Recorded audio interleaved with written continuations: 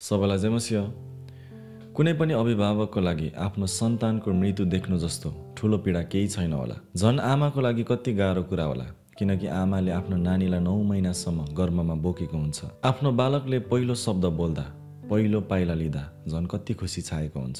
यूहन्ना 19 मा येशूले क्रुसबाट आफ्नो आमालाई हेर्नुहुन्छ। पक्कै पनि आमालाई निकै पीडा भइरहेको थियो, किनकि आफूले जन्माएको बालकले त्यो कष्टबाट भएर गएको देख्दै गर्दा कुनै पनि आमाले सहन नसक्ने कुरा हो। तर येशू पनि यहाँ धेरै ठुलो पीडामा हुनुहुन्छ।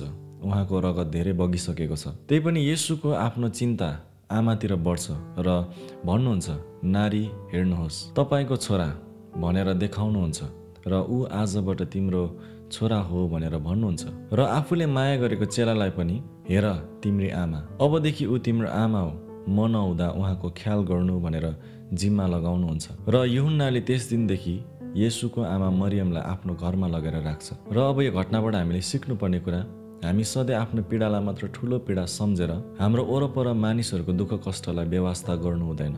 झन् नेपाली समाजमा त आफूलाई गाह्रो परिरहेको बेलामा अरूलाई कसले हेर्छ भन्ने मानसिकता बढी प्रचलित छ।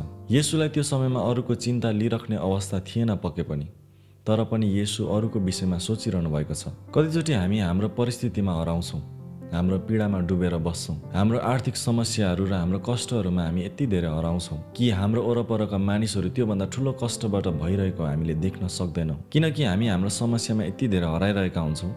अरूलाई मद्दत गर्ने कुरा त धेरै पर हुन्छ। अहिले हाम्रो वरपर रहेका कतिजना मानिसहरू पारिवारिक समस्याहरूबाट भएर गइरहेका होलान्।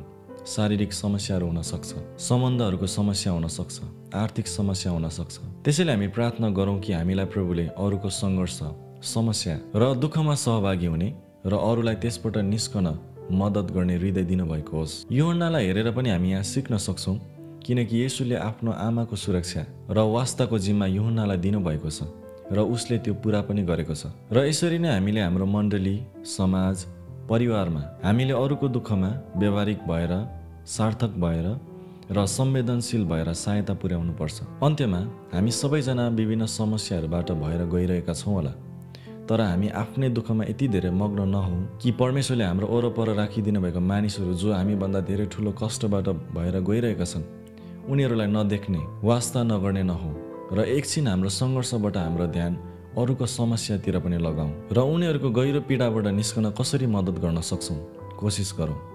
आशा छ तपाईँले आजको भिडियो सन्देशबाट केही आशिष पाउनु भएको छ। यति भन्दै बिदा हुन चाहन्छु। सबैलाई जय मसिह।